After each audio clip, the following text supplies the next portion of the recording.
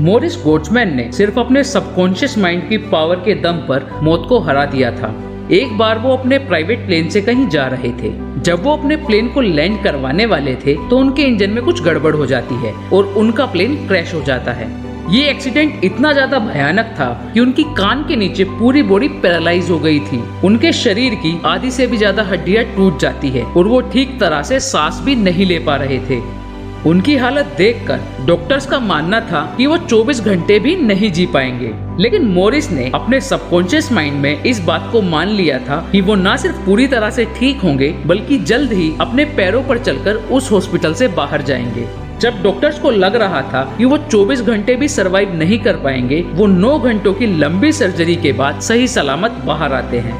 वो अगले 8 महीनों तक लगातार अपने सबकॉन्शियस माइंड में ये विजुअलाइज करते हैं कि वो अपने पैरों पर चलकर इस हॉस्पिटल से बाहर जाएंगे। वो अपनी पूरी फैमिली के साथ मिलकर क्रिसमस को सेलिब्रेट कर पाएंगे। उन्होंने इन सारी खुशियों को डिटेल में विजुअलाइज किया और जल्द ही उनकी ये खुशियाँ उनकी रियलिटी बन गई। वो सिर्फ 8 महीनों में पूरी तरह से रिकवर हो गए और अपने पैरों पर चलकर हॉस्पिटल से बाहर गए। मॉरिस गोट्समैन को डॉक्टर ने मिरेकल मैन का नाम दिया। इस दुनिया में और भी ऐसे कई मिरेकल्स हुए हैं जहां लोगों ने अपने सबकॉन्शियस माइंड का यूज कर अपनी लाइफ को चेंज कर दिया। इसमें एक कहानी डॉक्टर लूथर की है जो सबकॉन्शियस माइंड का यूज कर रशियन कंसंट्रेशन कैंप से एस्केप करते हैं। डॉक्टर लूथर एक इंजीनियर थे और वो एक फेमस रॉकेट सोसाइटी का हिस्सा थे। वर्ल्ड वॉर 2 के दौरान उन्हें कैदी बनाकर रशियन कंसंट्रेशन कैंप में रख लिया जाता है। उस कैंप में कैदियों की हालत बेहद खराब थी और उनसे एक्सट्रीम लेबर करवाया जाता था। हर कैदी का एक फिक्स्ड कोटा था कि उन्हें कितना काम करना है। इस काम के बदले उन्हें बस थोड़ा सा खाना दिया जाता था और अगर कोई भी इस सेट कोटे का काम पूरा नहीं कर पाए तो उन्हें वो थोड़ा सा खाना भी नहीं दिया जाता था। इस बात से सभी कैदी डरे हुए थे और उनके लिए उस काम को करना और भी ज्यादा मुश्किल हो गया था। लेकिन डॉक्टर लूथर इन सभी कैदियों से अलग थे। उन्हें ये विश्वास था कि वो एक दिन उस जेल से जरूर बाहर निकलेंगे और अपनी ड्रीम डेस्टिनेशन लॉस एंजलिस में जाकर रहेंगे। वो डेली सिर्फ इस बात को विजुअलाइज करते थे कि वो लॉस एंजलिस के फेमस रेस्टोरेंट्स में खाना खा रहे हैं, अपनी फैमिली के साथ वहाँ की फेमस जगहों पर लॉन्ग ड्राइव पर जा रहे हैं। उनकी इसी थिंकिंग की वजह से उन्हें वहां से निकलने का आइडिया मिलता है। जो जेल का वार्डन था वो कैदियों की काउंटिंग करने में लापरवाही करता था और डॉक्टर लूथर ने इसी बात का फायदा उठाया। जब वार्डन कैदियों की काउंटिंग करता था तो वो वहां से जानबूझकर गायब हो जाते थे और काउंटिंग होने के बाद ही अपने सेल में वापस जाते थे। उन्होंने कुछ दिनों तक ऐसा ही किया और एक दिन मौका मिलते ही वो वहां से निकल गए। क्योंकि काफी दिनों से वार्डन की काउंटिंग सेम थी, इसीलिए वो लूथर के गायब होने को नोटिस नहीं करते। लूथर जेल से निकलकर पोलैंड जाते हैं और अपने दोस्तों की हेल्प से वो लॉस एंजलिस चले जाते हैं। वो वहां जाकर वो सारी चीजें करते हैं जो उन्होंने विजुअलाइज की थी। इन दोनों स्टोरीज में आपने देखा कि हम अपने सबकॉन्शियस माइंड का यूज कर किसी भी चीज को पा सकते हैं। हमें बस जरूरत है अपने माइंड को समझने की और उन टेक्निक्स के बारे में जानने की। हमारे माइंड के 2 पार्ट होते हैं, एक सबकॉन्शियस माइंड और एक कॉन्शियस माइंड। हमारा सबकॉन्शियस माइंड 90% एक्टिव होता है और कॉन्शियस माइंड सिर्फ 10%।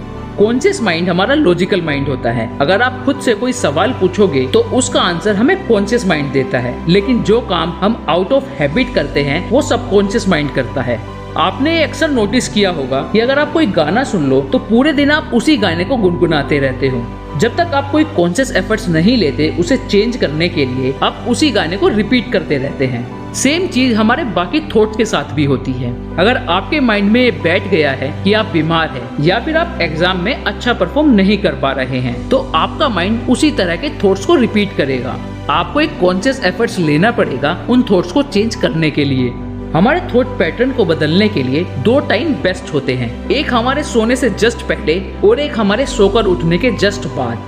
सोते वक्त हमारा सबकॉन्शियस माइंड 95% तक एक्टिव होता है, जो हमें ये चेंजेस करने में हेल्प करता है।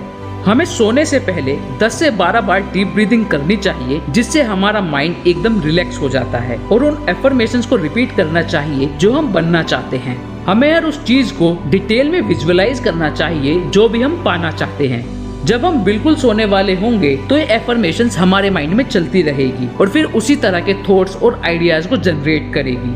आप कुछ ही टाइम में नोटिस करोगे कि आप में चेंजेस आना शुरू हो गए हैं। इस प्रोसेस को करते वक्त हमें सिर्फ एक बात का ध्यान रखना होगा कि हम जो भी एफर्मेशंस बोल रहे हैं वो हमारे लॉजिकल माइंड को झूठ नहीं लगनी चाहिए, क्योंकि अगर ऐसा होगा तो वो उन्हें रिजेक्ट कर देगा। मैं सक्सेसफुल हूँ की बजाय आपको ये बोलना चाहिए कि मैं अपने डेली एफर्ट्स की वजह से सक्सेसफुल होता जा रहा हूँ। इस तरह की एफर्मेशंस को हमारा लॉजिकल माइंड कभी भी रिजेक्ट नहीं करेगा और कुछ ही टाइम में हमारा सबकॉन्शियस माइंड उन थॉट्स पर हमें आइडियाज देना शुरू कर देगा। ये एक सिंपल पर एक टाइम टेकिंग प्रोसेस है जिसके लिए आपको पेशेंस रखना होगा। ये एक दिन में नहीं होगा, लेकिन एक दिन जरूर होगा। इस कॉन्सेप्ट के बारे में और अच्छे से समझने के लिए आपको इस बुक को जरूर पढ़ना चाहिए। अपना वैल्यूएबल टाइम हमें देने के लिए थैंक यू सो मच। अगर आपको ये वीडियो पसंद आई तो इसे लाइक कीजिए, शेयर कीजिए और हमारे चैनल को सब्सक्राइब कीजिए।